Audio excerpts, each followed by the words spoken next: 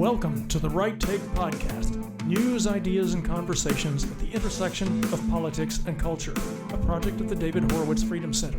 I will be your host, Mark Tapson. Greetings and welcome back to the Right Take Podcast. I'm your host, Mark Tapson. Remember when comedians were funny? Yeah, good times. This is going to date me, but remember when comedians like Bob Hope and Johnny Carson, and even as recently as Jay Leno, managed to mock politicians of all stripes and yet still unite all Americans through laughter instead of driving a wedge between us and demonizing half the population because they didn't vote the way you did? Remember before pop culture became utterly dominated by the progressive worldview, and you could watch TV shows that didn't sucker punch you politically or outright demonize you because you were normal and held traditional beliefs in God, country, and family?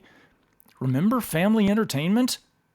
I know, this is marking me as hopelessly old-fashioned and living on the fumes of nostalgia, which is a little ironic since I spent most of my life having no capacity for nostalgia, but things changed, and I changed, and now I remember a better time, or at least a time when entertainment was not a thinly veiled delivery system for progressive propaganda, when it wasn't intentionally designed as a subversive deconstruction of middle-class, pro-American, pro-family values.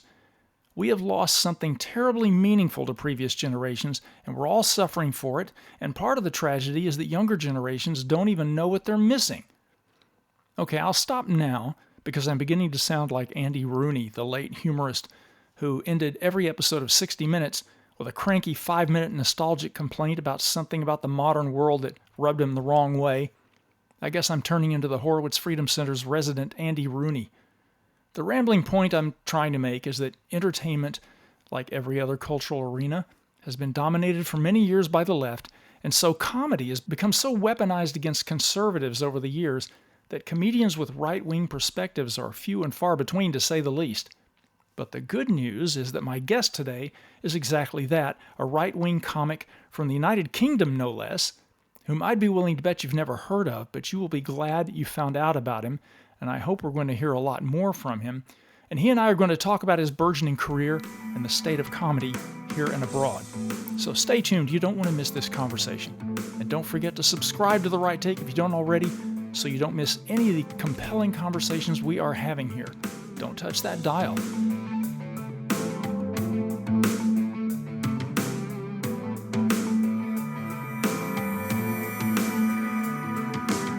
My guest today at the intersection of politics and culture is a conservative comic and commentator from the UK. Some people might say conservative comic is a contradiction in terms, but this gentleman smashes that assumption. He bills himself as the funniest Italian-Iranian comedian in the world. He offers the only pro-life stand-up routine in the world, and he's one of the precious few right-leaning comedy routines, especially in the UK, and I think courageously so. Nicholas De Santo, welcome to the Right Take Podcast. Thanks for inviting me. Good to be with you, Mark. I'm so glad to have you on, Nicholas. I confess I'm a little late to the game discovering you. A colleague at the Freedom Center here recently turned me on to a couple of YouTube clips of yours, which were laugh-out-loud funny, after which I began seeking out more clips of yours, and I delved into your very interesting background story. And one of the reasons that I wanted to have you on the podcast is not just because you're hilarious, and I want to expose you to some more Americans, but because your comedy is so countercultural, which in itself is an interesting discussion, especially because, as I said, you're based in the UK, which is currently facing a free speech crisis that Americans, or American conservatives anyway, are finding shocking. So I've been dying to have you on to talk about your career and all these things. Let's start at the beginning, which is a good place to start, I guess. Sure. You're living in London. You live in London, right? Right, correct. But you're Italian-Iranian, which is kind of an interesting mix in itself. So tell us about your background, your origin story. Oh, absolutely. First of all, I wouldn't say you're late in discovering me because a lot of people still need to discover me, but I feel Yes. flattered. Yeah, I wish that was the case, but I'm relatively at the beginning of the game, I would say. So, yeah, I live in London. I was born in Italy to Iranian parents. My father worked for the Iranian embassy in Rome at that time. and hence Italian Iranian. And then I moved to the UK to work as a journalist for the BBC, for BBC World Service. I worked for them about 13 years full time. But then once I started doing comedy on the side, it was an untenable situation. My kind of comedy wouldn't sit well with the organization's views and values, let's say. So the accusation was bringing the corporation into disrepute. You know, of all the things that could bring the BBC and legacy media in disrepute, turns out it was my jokes in some pub basements or upper floors. Exactly. So that's when I left the BBC, and I'm trying to focus on my comedy now. Well, I want to talk a little bit about the BBC and your experience there, but let's back up a little bit and talk about your experience in Iran because Sure. you have some jokes in your stand up routine about having been jailed by the Iranian police, which is actually true. It's not just a joke. What was that experience like? How did that come about? Yeah, I mean, I did that to joke about it, and it is true, but on the other hand, it makes me a bit, it puts me in an uncomfortable situation because it wasn't a very long detainment, if you like. It was just about 2 weeks or so. So by Iranian standards, you can't call it street cred or no brag. It's pretty much routine. My own family members had, in some cases, had years as political prisoners. Uh, Wow. you know.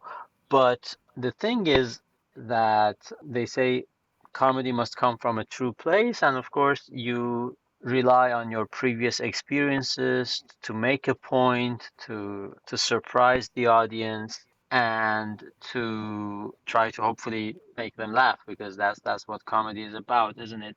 So so yeah, it was horrible, and of course, throughout all these years, I was living this this feeling of rage and resentment towards my parents because I was born in the greatest country on the planet. I always say, Italy is the greatest. Maybe the US is also the greatest, but the US was based and modeled on the Roman Empire in some Yes.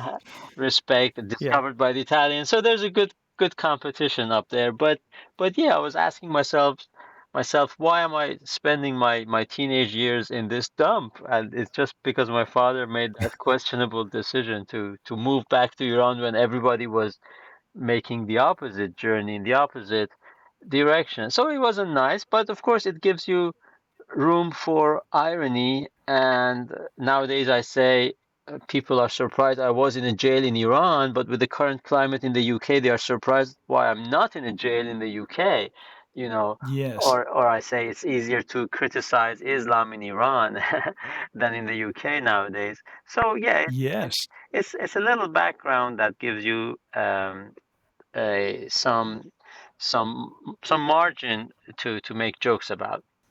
You had mentioned political prisoners. Was that why you were imprisoned for political reasons? And what was that experience like? Yeah, this kind of puts me in an awkward position because I did that joke and then people started asking about it. I think it's a good joke, one of my funniest jokes. But then I feel a bit embarrassed because by Iranian standards, a couple of weeks is really nothing, you know.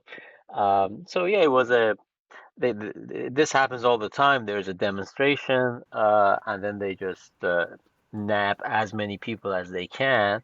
Yeah. And then, of course, I was lucky because I could be released on bail because my father used to be an employee for the government, so I couldn't have escaped, or he couldn't have escaped. Otherwise, many people, even when bail is granted, it is hefty amounts, so they can't really afford it. So of course it's an unpleasant experience, and it was this Evin prison, which is very notorious for holding political prisoners in Iran, so everybody knows it. It's so symbolic, so notorious that in the recent 12-day Iran-Israel war, the Israelis symbolically targeted the entrance of the prison just to tell the Iranian people that we are with you, and it's your time to rise up. But yeah, long story short, it was a couple of weeks, and obviously it wasn't very pleasant, and it gave me some stimulus for some material, if you like. Sometimes I say it's weird. People are surprised I was in an Iranian prison. People are surprised I'm not in a British prison right now with the current, climate we are experiencing here. Exactly. And I want to ask you about that in a moment. But first, let me ask you something just in general. Why are you conservative? Were your parents conservative? Did you come to conservative conclusions on your own, or did you have a conversion to conservatism? Why are you conservative? Well, I am conservative because I think the good things that are worth conserving need to be conserved. Yes. Maybe my parents were not super political, but coming from my background, Yeah. born in Italy, then did my formative years in Iran. So these are very, very political countries. Obviously, Iran is Yeah. always in the news, and after the massive change for the worst that happened in 1979 revolution, so you keep asking yourself questions, what we did have and what we lost. And even in Italy, it's a very bipolar country. We still have the legacy of the Second World War, where the country was divided. And pretty much the whole Europe is now asking itself what's happening, with the change in demographics, mass migration, the Yeah. EU, European Union as a non-democratic, non-transparent superstate, at least if you ask people like myself, freedom of speech and all that. So there was a point in my life where I finally managed to return to Europe, right? And then to my shock, I just learned that, in Europe, conservatism was under attack. Like Europe, in general, seemed to be dismantling its own identity, its achievements. I mentioned demographics, and of course, I went to university in Bologna, northern Italy, beautiful city. They boast to have the Western world's oldest university, but also very much red, unsurprisingly, right? The campus, but also the city. It was the birthplace of Italy's Communist Party. The, Oh, once, yeah. once the Western world's biggest communist party, no less. So again, people like me were a bit of a minority, an absolute minority there, but just saw this assault on the West, and this happened when I started university in Italy. This was September 11th exactly, so 2001. So a lot of questions to ask ourselves. Then we had obviously the war in Afghanistan, in Iraq, terrorism, backlash in London, in Spain. Italy went to war with the US in Iran, in Iraq, and in Afghanistan. And then fast forward, the immigration problem became worse and worse. When Yeah. the US under Obama, together with France and Britain, they toppled Gaddafi in Libya. Libya became a superhighway for even more immigration towards Europe. Then we had the Syrian crisis, mishandled by Obama, among other things. So that again, wave after wave of migrants. And then we had Roe v. Wade in the US. That was overturned, so it sent all the feminists and liberals into hysteria. Uh, Trump derangement syndrome. So all these, watermark or watershed events, if you like, Yeah. and the constant deterioration of the situation in the West, as we are seeing it right now with the free speech crisis in Britain, the two-tier Yeah. justice, two-tier policing, the grooming gang scandal. Elon Musk is paying too much attention on it. Right now, as we speak, the tweet or the post on X pinned by Elon Musk is about Britain, and he's called it Yes. the rape of Britain right now.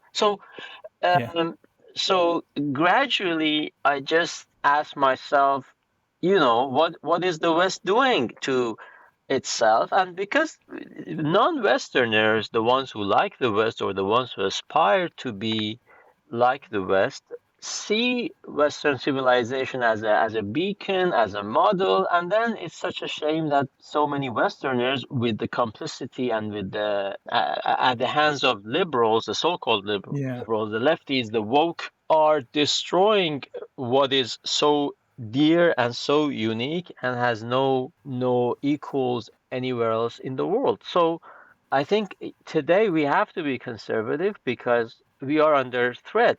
Yes. Our national identity, ethnic Europeans are becoming a minority fast in their own ancestral homelands. The whole goalposts on the debate on abortion has been moved further and further to the extreme left. Feminism has destroyed our conception of family and made women increasingly unhappy. So, I mean, what is not to hate? And so, I just think if we care about this and if we care about a better future for our children, everybody with common sense needs to be conservative. And again, and I just wrap it up here, but in the world of stand-up comedy, for example, comedians used to be on the left because they used to be rebels and going after the powers and Yeah. talking up to power. But now true rebels are conservative because the left Yep. has captured all institutions, and Yep. now it's our time to rise against the tide and claim what we used to have and what the globalists and the woke left are hell bent on destroying. Absolutely right. I agree with all of that. And that's why I think of you as a countercultural comic, because you, as you just alluded to, as a conservative, you're in the position of speaking truth to power. So that's an important role for you to play. One more question about one kind of serious question about the immigration crisis in the UK. It seems the UK just seems like a tinderbox these days over mass immigration and the skyrocketing crime and what you refer to as the two-tier justice system and all that. Do you feel that tension in the streets of London? I mean, do you get the sense that the country is potentially on the verge of civil war, that something's just got to give? Well, not much on the streets of London, sadly, because London is already lost. And living in London, working in London, sometimes I get on the bus and I'm the whiter person on the bus. Yeah. Of course, depends where you go. And many of the white people who have stayed in London are basically liberals themselves. This is no secret. The first four cities of the United Kingdom are white minority cities right now. This is just the Yeah. reality of the facts. But if you just go outside and from what we see and what we hear, talking to friends, obviously the pictures are all over social media, you get the sense that there's a big level of frustration. And ironically, this move by the government, because I don't know if they did it deliberately or it was just because they had no other option, because the sheer numbers arriving are so high that they started trying to distribute these recent arrivals all across the country, also to the so-called shires, to the provinces, to the maybe more leafy, more remote areas, which had been up to now left somehow immune to these migrant waves. Some people think Yes. the government is doing this cynically because now they are done with the big cities and now they want to do this demographic engineering by injecting the new arrivals into territories which had long been conservative strongholds, the predominantly white leafy suburbs. So that's the intention. I don't know if they did it deliberately or not, but the fact is that now, if you want to look at the positive out of this, those areas which could have maybe voted left because at the end of the day they were not affected by the waves of immigration, now they have them in their own backyard. It's the typical, Hollywood A-lister or Yeah. celebrities. We have them here as well. The most vicious, vehement supporters of mass immigration are those white people who live in streets and neighborhoods where everybody is white, and if they are not white, they are rich, like a super athlete or artist, or those kind of Yeah. people. They have their private schools, which in England, surprisingly, are called public schools, but they're private, and they have their private healthcare, and they don't take public transport, and of course they can vote based on virtual signaling because they don't pay the price. But right now, with these hotels, or so-called migrant hotels, and I don't know if you followed the latest verdict. So basically, people started going after Yeah. these migrant hotels, and then the court approved the position of the local council, which was a conservative council, the one in Epping Forest. And they said, yes, the government cannot force these migrants onto you by placing them in these hotels. And then the government appealed, and surprise, surprise, the argument of the government in the appeal court was the welfare and the rights of the asylum seeker supersedes and trumps the rights or the concerns of the local citizen. Wouldn't you know it? Right. This is our government, right?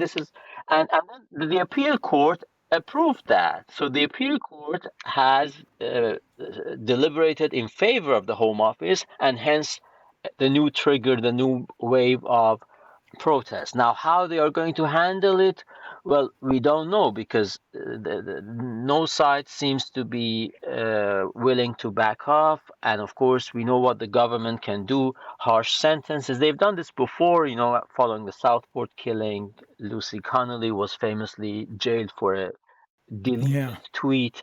So we already see the pictures, among others, shared and reposted by Elon Musk again. So heavy-handed treatment by the police, arrests, harsh sentences. We see what government, or all governments. We saw how the Canadian government debanked the truckers in Canada. They have a range of tools that they will not hesitate to use. Obviously, the people are also fed up, so we will see.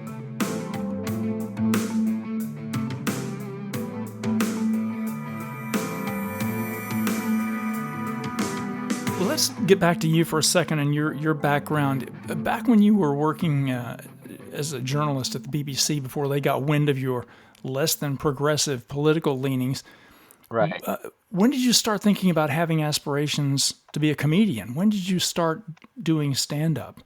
Well, I started in 2017, but I think I was maybe playing with the idea in my head because sometimes people tell you, "Oh, you're kind of funny," or my wife, who was my girlfriend at that time, told me, "Yeah, you should try it."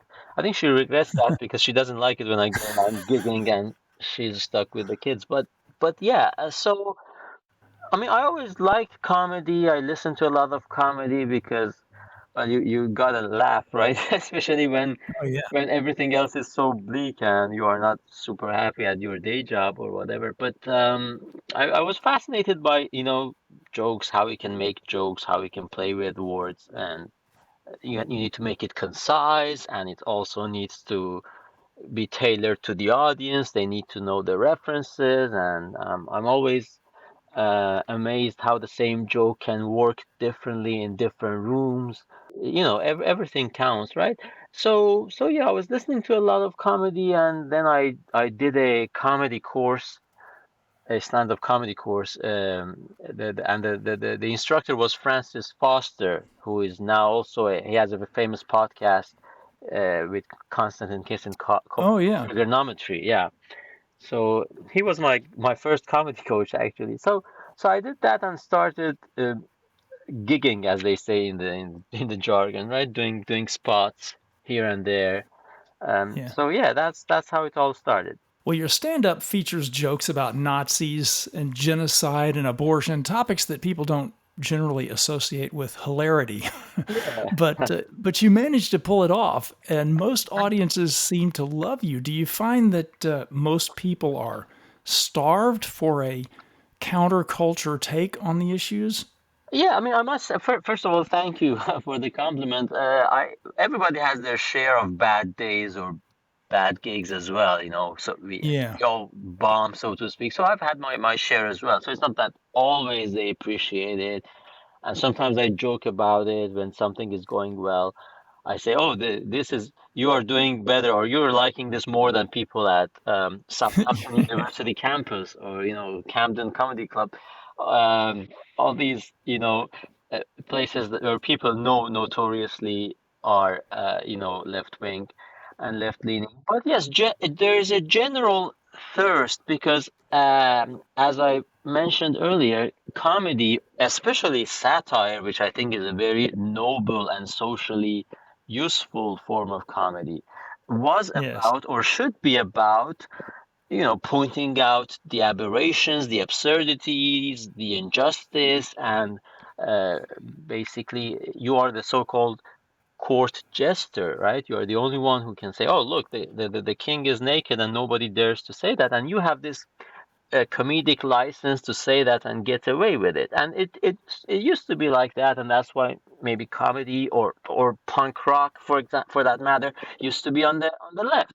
But then something happened, and comedians and punk rock, the Stephen Colberts or the U2s, or uh, they started they became the megaphones of the government, vaccines, and let's dance with the vaccines, and let's eat bugs because of climate change, all the while having their private jets and their luxuries, at the same time. So, but that's another story. So there have been people who come to me or write on my YouTube channel or come to me after the gigs and say, "Oh, this is so refreshing and this is good because everybody else is on the other side."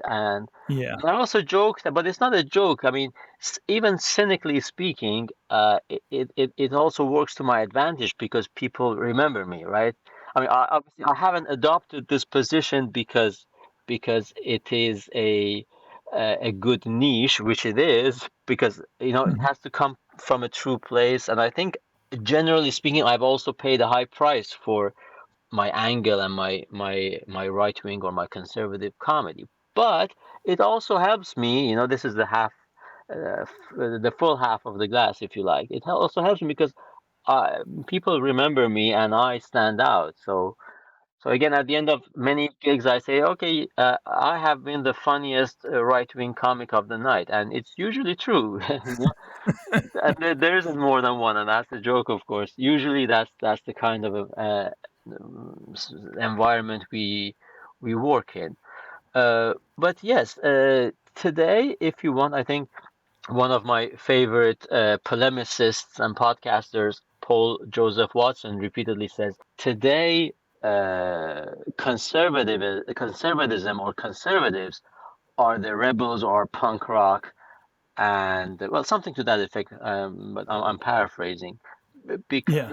because of course the power structure has shifted to the left. So you have all these lefty comics who feel rebellious, but not just comics. Again, musicians at Glastonbury. Again, that was a big scandal this year, but it's the same every year. Glastonbury Festival. It's like our Coachella or our what do you have? Yeah. Some Coachella or yes, Burning Man or Burning something. Man. Yes, I was thinking of that. So that is ours, Glastonbury Festival. Right. So they think they are being rebellious, but what they are talking about is all positions espoused by the government, at least our government. Climate change, climate justice, equal gender pay gap, equal pay, 55 genders, 24 sexual orientations. Diversity is a strength. Islam is the religion of peace. So where is exactly? How are you any different from the government's official positions? What about fellow comics and promoters? Or how does all this sit with your fellow comics? Do promoters find it problematic trying to book you, or are they the problem? Yeah, the promoters, of course, people are different, but generally it's difficult. Very early on, I was canceled by some venues. I mean, at that point, I had just started, and it was like early 2018, maybe. So I was going on for under a year, doing this only on the side. This was kind of I don't know, surprising maybe, because sometimes there were promoters who even liked me and I was not doing the first gig at them, but as soon as you went off the, approved track, if you like the first pro-life joke or the first attempt at an anti-abortion joke, you are canceled and indefinitely, Hmm. no Yeah. no appeal, no second chance, and these are the ones that were maybe at least more upfront about it, kind of upfront about it, and there's others who simply don't answer you or don't tell you why because they don't want to own it. They don't want to say, oh, because of your content, but it's quite obvious because you see other comics who have been doing more or less like you. They started more or less in the same time range. They've had similar competition results. Maybe they have far fewer followers on YouTube. They are getting some spots at this venue, and then I struggle to get spots at the same venue, and it's kind of surprising. And then, of course, thankfully, you find the occasional venues like Comedy Unleashed, which is the one where most of my videos are recorded. But they have a special ethos, right? They say, okay, we believe in free speech and we do it no matter what. And this Comedy Unleashed nights are held at a famous club in East London called Backyard Comedy. I think it's worth mentioning that Backyard Comedy is owned by Lee Hurst, who is a comic himself, but he doesn't care about he has no time for cancel culture. He just ignores complaints, but which is good. But that is rather the Yeah. exception than the rule. So, and again, ironically, because I do Comedy Unleashed, which is held in a big venue, 300 people, and then I've done different comedy sets with hundreds, in a couple of cases, more than 1 million views on YouTube. Then when I Yeah. go to another comedy club, they look me up and they say, "Oh, you've done Comedy Unleashed. Are you a Nazi?" And I'm like, "Oh God, here we go again." So, so yeah, that's that. And myself or fellow comics who have a similar uh, angle or worldview, if you like, we try to bypass this by doing our own thing. Thankfully, we have social media now, so we can organize maybe our own gigs. We can choose Yeah. venues which are not so entrenched or entangled with the comedy circuit, so they are less prone to pressure from the cancel culture because again, ironically and sadly, oftentimes a lot of the pressure comes from fellow comics, right? Not a so-called concerned member of the public, but we have those as well, but other comics who bombard this venue and say, if you host this one, we are not going to perform here anymore, right? Wow. And so you have these venues or promoters to whom this is their bread and butter, so they back off and they kowtow to the pressure. Um, Yeah. so we try and I'm not very experienced at touring on my own because I'm still relatively new at this. But for example, in May when I opened in Boston for Leonarda Joni, who is another I would say anti-woke. I don't want to define her, but definitely Yeah. anti-woke, non-woke comic. The venue was American Legion, for example. So it's not a typical comedy venue, but I suppose that is an attempt to explore avenues and venues where they're doing less conventional comedy. And we do that, my friends do that in England as well. They go for places which are not your usual famous comedy club, because if they do, then fellow comics, are gonna give them hell and threaten them. So that's the problem. Yeah, I don't know how you get away with making some of the jokes that you do in the UK because we're seeing now that in the UK, people are getting arrested for Mhm. posting social media comments that might be deemed offensive to a certain demographic. Apart from your experience at the BBC, where they, disapproved of your your comic career, have you faced any pressure or disapproval from the authorities over your material? Well, I say I haven't been arrested yet because the authorities are still trying to figure out my ethnicity. Uh, because I think sometimes, even fellow comics say, okay, you are not exactly white or classically white, or, Yeah. I have a background immigrant and an Iranian passport, expired, but nonetheless, again, this is I'm not sure what is happening. Maybe they'll come for me at some point. But if I were a government official, wink, wink, I would consider that, or I would think twice, because um, there is a street in Tehran named after Bobby Sands. I don't know if you know Bobby Sands, who was Yes. a hero of the Irish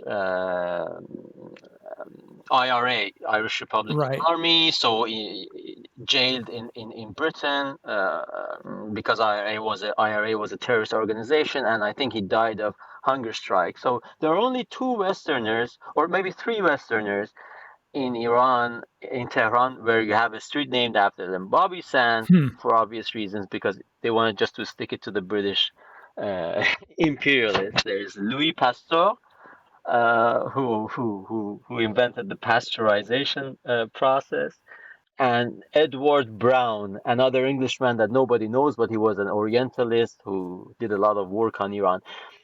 My point is, when you go to these international forums or fora like the Human Rights Council of the United Nations or even the Security Council, and countries like Iran are lectured, and for good reason, by the Westerners over human rights, the Iranians can come out and say, you know what? You have jailed an Iranian for free speech, for violation of, you know, your speech code.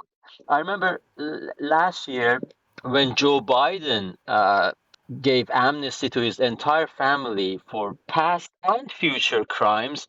In the same week, I was watching the UN Security Council session, and they were lecturing Russia for the atrocities or allegations in Ukraine, and the Russian ambassador went after the U.S. ambassador, saying, "You call us criminal. The only criminal is your government, and your president has just pardoned his son for all his criminal activities." So yeah, maybe that's one theory why they haven't come after me.